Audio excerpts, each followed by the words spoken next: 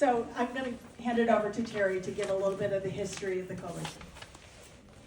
Thank you, Sherry. Actually, this movement started in 2003 at Carondelet St. Joseph's Hospital when our then director, Diane Neal, who would be here today, but she had to be out of town, and to whom we really owe the existence of TPDC and now TBMHC. Diane was a very forward-thinking and inspiring director for the OB units at St. Joe's. And earlier in her career, when she was teaching childbirth education, she became close with one of the couples in the class and followed them. I think she might have been able to take care of her during labor and stayed in touch with her after she had the baby. And the woman suffered severe postpartum depression, and in spite of all the efforts to intervene, committed suicide. And that really marked Diane.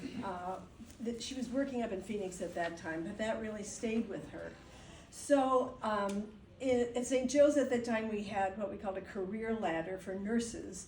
You could go up to different levels by doing different projects that would benefit your patient population. And Diane, in her infinite wisdom, picked Carol to work on something that would affect or help women with postpartum depression, Carol Sheehan.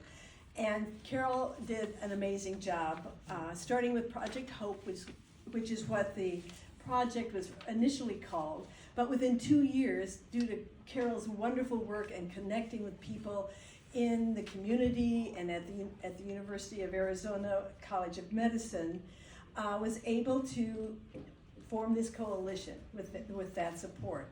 So the coalition formally began as TPDC in 2005. But there was a lot of work done in the 2 years up to that. And she was aided in this endeavor by Terry Scallon, if you'd stand up, Terry, and other nurses at St. Joe's. Well, if you would stand up. And stand up. And Terry's a former board member and a staunch supporter of all things postpartum depression. Terry started our support group and it kept it going for many years, intermittently. It's still going on. Are you still? I'm still running it. She's still running Carol it. started it. I'm sorry? Carol started it, I was her backup. Okay. And then she retired, and I've been doing it for the last 15 years. Oh, wow. Thank you. And there were two other women, nurses, who helped with these early endeavors. Lolita Wachter, you may know, some of you may know her from, I think she worked at Northwest. And then Renee Adelstein, who has moved to Los Angeles, so she couldn't join us today to be recognized. But that core group of nurses worked together to really get this coalition off the ground by doing the Edinburgh, screening with the Edinburgh EPDS from the patients who delivered at St. Joe's, and a lot of outreach to providers to teach providers about perinatal mood disorders. And we're really grateful to Lolita and Renee as well.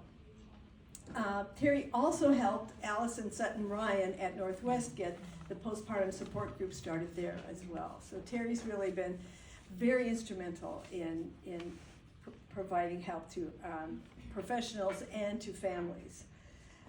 So in 2005, when the TPDC was finally established, they presented the first postpartum depression awareness week in May of that year, and continued to do that for several years. And then Carol was recognized and honored as an RN for Heroes in Women's Health at the University of Arizona at the 4th Women's Health Symposium in 2005. So already Carol's work was becoming known and recognized.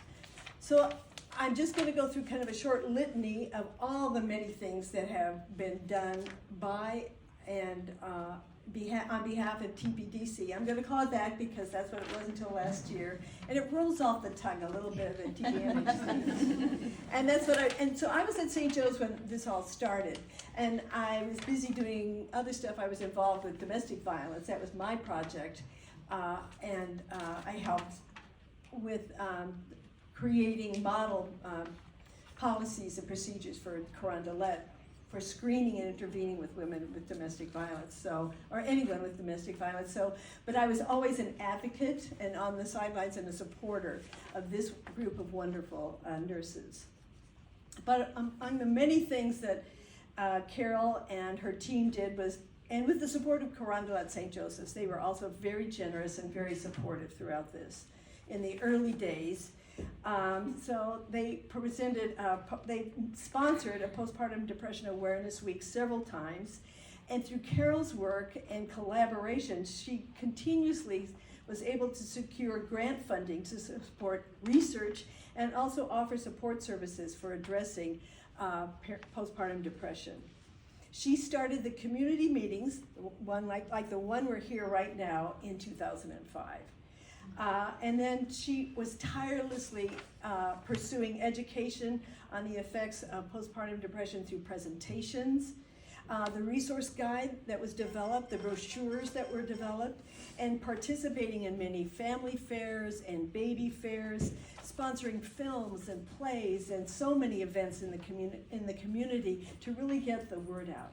But a lot of what she was doing was helping to build a community of people who were there, who recognized and were dedicating some of their time to helping moms who are suffering from perinatal mood disorders.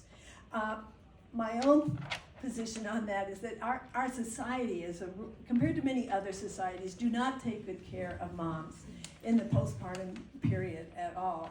And so there's still a big gap for that. I think we've made some progress, but still we have lots of work to do. The ongoing fundraising allowed TPDC to advocate on many levels in the community, including working with a legislator from the Arizona legislation to put forward an initiative supporting postpartum depression screening and education. They worked very hard on that for a couple years, but weren't able to get it out of committee.